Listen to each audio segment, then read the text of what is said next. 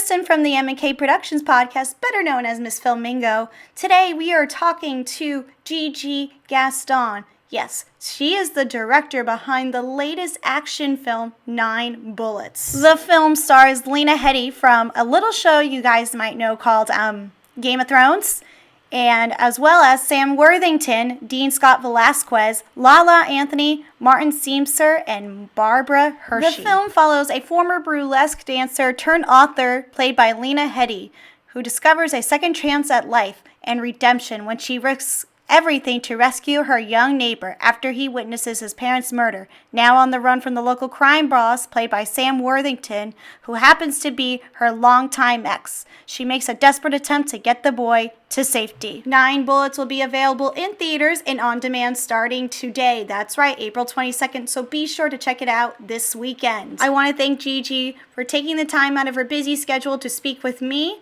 and go out and support her latest project. You can also support this show, the M&K Productions podcast, on Patreon. And please consider following us on our socials, which will be linked down below. And thanks for listening. Let's kick it off to me talking to Gigi. First of all, it's such an honor to be speaking with you. And congratulations on the film. Thank you. The honor is mine. So how does it feel now to have this film released out to audiences? I'm just so grateful. I'm so grateful to the team. I mean, and I'm grateful like I get to talk to young kids like you. You look very young. Oh, that's so nice. I'm like 26. I still like to act like a kid. Me too. I'm with you. Don't ever stop. Yeah, right? No, I'll never stop. So did you get to see the movie?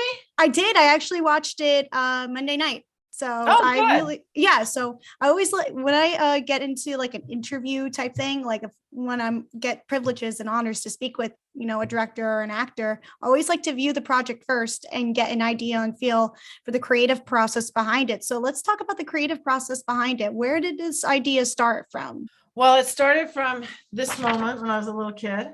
Aww. That's Gypsy Rose Lee, who is a famous burlesque dancer. That's sweet. On her lap. And so actually, it starts from everything, but really, I remembered that moment so well. I'm like this little 8-year-old and she's like going, men see this and they only see this in me, but what's really important is what's between this. This is going to get you out of everything. Mm-hmm. This is the better way to make a living, basically here. And so, or not a better way, but she just said, this is an amazing asset that we're not developing enough. And I guess in her era, women had to fight stereotypes more than we do, right? Yeah. And definitely. So I just always remembered that. And I loved how much my kid meant to me in life, and opening up my heart. And so I just started, some idea just came to me like, oh, this would be interesting. Let's just do a movie on a woman who's lived all off of this. Has an incredible backstory, like the backstory from seeing the movie of what an actor had this great opportunity to live off of this at front. Fate took it away from her. She lost her scholarship, and she had to live off of this. Mm-hmm. And now she's getting a second chance to live off of her brain. And it's like she thinks this is her second chance at life. And lo and behold, nope. Her second chance at life is this kid that she has to save, make the right decision to save him instead of saying, oh, stay the fuck behind. I don't give a fuck about you.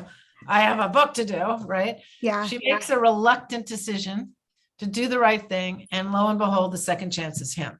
I love how it focuses on that because everybody in life deserves a second chance and we get to see that through her character. And she's such a really great, strong character.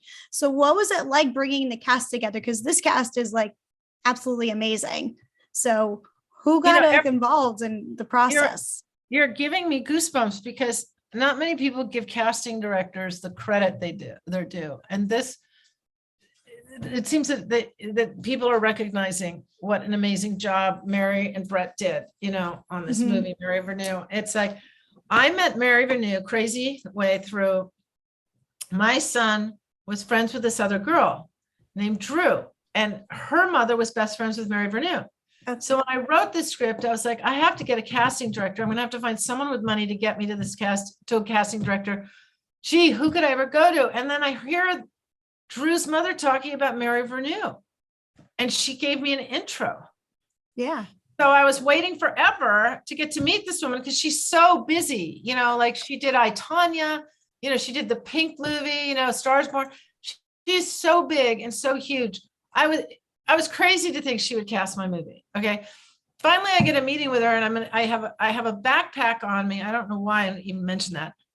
Maybe I was going to kneel on it, and I was going to go into her office and beg, seriously beg, say, please, please, please cast my movie. I'll never get this done without you, please. And I literally start to kneel. Aww. And she goes, stop, Gigi, no, we read it. We love it. We want to do it. We laughed. We cried. We love your movie. Aww. It was like a miracle. And, so many people have so much pride and so much ego. And I just have to tell you, throw it out the window, because I didn't care. I don't care if I had to kneel to get a chance. I would kneel to get a chance. And, I'm just so grateful. And, so once Mary was on board, we still needed a producer. And then I met this one producer who then brought in Cassian Elways, and who was able to, he has such respect in the business. And so I think it brought in an element that people would trust me, an unknown director, to get this movie done with someone like Cassian, who had done, The Butler, Mudbound, just great movies. And Mary was the one who introduced me to Lena, and, said, you've got to watch her. There's something about this woman. And, some people had wanted a younger girl, and I kept saying no, because I wanted the stakes raised. If it's a girl 26 who's a burlesque dancer, right? And she gets a book deal and the book deal fails, she can go back to burlesque. Yeah. Can a woman who's in her mid 40s go back to burlesque? Burlesque is kind of over for you at 50 or maybe more. Maybe not now, but the old school world, because we're trying to get through and break those patterns as women, as humans, to not have any limitations in life, and at least that's what I believe. I want to break limitations, break down limitations in life, and so that's why it was great to have Lena. And I mean, Lena's body looks like freaking phenomenal. Yeah, she looked insane for this movie, and I loved her performance in it. And along with not just her, but Sam Worthington, because I know Sam from like a lot of like heroic films. Like this is a chance I got to see him as like a villainous type role. So how did he come into the picture, and what was his process like bringing him on? Well, he and Lena have two totally different processes. Okay. Yeah. Sam called me up and was like, hey, how are you? Like the script? Okay, here's what I want to do. Like he's very into creating this character. He really worked on methodically creating this character. And why would he say this? And why would he say that? And I want this tattoo. And this is why I want this tattoo. And this is why I want this cowboy hat and this. And, he was very specific. And he had other actors that just walk around in life that he liked, that kind of dressed that way. And he really, there's some actors, like I remember Jane Fonda and Henry Fonda. Do you remember them? Or you two? No. Oh yeah. I'm a Jane Fonda fan. Love her for life. So remember she did On Golden Pond. Yeah. Right, with her dad. And her dad said, Jane is just so different than me. I just become it. And Jane has to work it up and this and that and really plot and plan. And that's what I think Sam is more like a Jane Fonda. Like he really works through it and works through it methodically. I don't know what it's called, because I don't want to label anything. I think some of our labels today limit us, so I just want to say whatever his process is, it worked. And he was just amazing to work with. And so I'm so grateful to hear you say that. And I feel like emailing him and saying, hey, Sam, they love you as this character and what you did, because he really worked at it. Now, the person who carried the movie is Lena. So she worked like can I swear? Oh, go. Like a motherfucker 24/7. Okay. Like Lena was helping me on the set, off the set, in post. She even came into the editing room with me. That's great. She is the most amazing human being I've ever met in my life. And she walks her talk.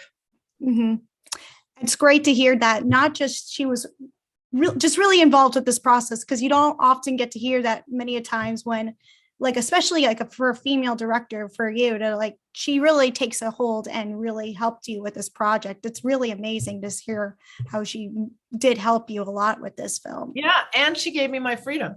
Yes. And we made a pact up front that if we were going to collaborate as artists, you know, director, actor, if ever she felt I was missing something, to tell me, literally say, hey, I think we need to do this way, because Lena's very British and I'm an American that's very sentimental.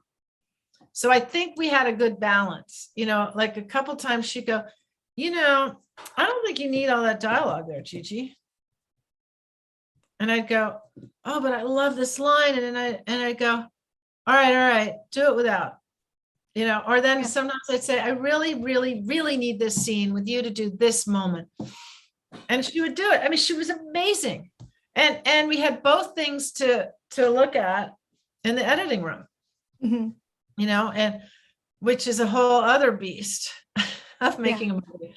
But and Dean, the little kid, is just amazing. He was so green and so brilliant and so giving. And, you know, the little kid that plays Sam. Oh yeah, he's excellent. He broke my heart a couple of times, especially in that first scene, and especially the little dog. Oh my gosh.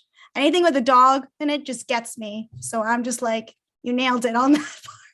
I know. And I had to fight for the little dog because they were all worried that the dog was going to distract and not behave and not be right. Now I had to have a boy and his dog, you know, after he lost his family, he has to have someone, right? I just had to have that dog. And so then I said to one of the producers, look, here's the deal. Like, I remember this dog trainer when I used to ride horses. He had the funniest act. He told his dog to sit, the dog would lie down. He'd say, come here, it would walk away. So I said, this is what we'll do. It'll be funny. If the dog won't do what it's supposed to do, the little kid will pick up the goddamn dog and drag it with him. You know? Yeah. Like, I just had to have the dog, right? Yeah. So that's how that dog got in there. I was ready to have, you know, them carry him, do whatever they had to do to make the dog, but the dog did his job. So yeah, that's what it does. And one last question for you before I have to wrap up. What inspires you as an artist? Because I could see from all the work you've done, you are continuing to grow. So what inspires you, and what are your future projects you would love to work on? What inspires me are people who influence people for the better. Whether, you know, like there's a story I just was pitched by this man who was a boy, a Black kid, was put in jail for 25 years for shooting someone, became a preacher in jail, changed everyone's life in jail. He came to me and I'm like, wow, like that's pretty inspirational. I just met him 4 days ago on the phone. What inspires me are stories that inspire people that have huge obstacles against them, or not so huge obstacles, or different obstacles. Like, I want to do this story about my mom. My mom was one of the most amazing influences in my life. She was a spy during World War II. She was way before her time. And what she had to put up against with women is a very interesting story. Like, she had all these circumstances that she had to overcome. I have another story that's like a love story set in Deliverance, which is about civilization versus salvation versus the wilderness, you know. Yeah. And it has very big themes of stuff that's going on. So like, if someone watches this movie and goes, hey, I could have a second chance, then that's a great moment for me as a filmmaker, because I have inspired someone to believe something positive. Whether you're homeless, wherever you are, there is nothing that can't happen for you for the better. I truly believe that. And we have to be open to it. We may think it's a book deal, like Gypsy, when it's the love of a kid she wants nothing to do with. We just don't know where it is. So that's what I'm inspired by. I'm inspired by people that overcome obstacles that can inspire me to keep going, because you can't quit in life. And it's hard as hell out here now. You as a 26-year-old, are you? Is amazing. Like, if I had to deal with what you dealt with at 26, I don't know if I could handle it. The hatred in the world, the pandemic, a possible World War III that could go nuclear. Yeah. Are you kidding me? I mean, we need all the second chances and hope and inspiration we can get. I will never do a movie that isn't inspirational on some level. Now, maybe I failed at it and it doesn't come off that way, but I want to do films that inspire and keep us all going and give us guts and give us the wherewithal to stand up again and not give up on our dreams. Well, I think you are inspiring, not just from the films that you want to tell, but I think just sitting here having a great conversation with you, I found you to be very inspiring. So again, congratulations on the film. I hope our paths can cross again, because I think you were just lovely to talk to, and best of luck to success. And I can't wait to see more of your work in the future. Well, thank you. And if you just tell all your friends about the movie, that would be so great. I will. And thank you so much for your time. And you too. Are you kidding? See, you're the people that are carrying it on. You're going to be carrying it on for women. Like my future is in your hands, which you don't know, but it is. All of you 26-year-olds, keep going. We'll make you proud. At least I hope. I can feel it. Thank you.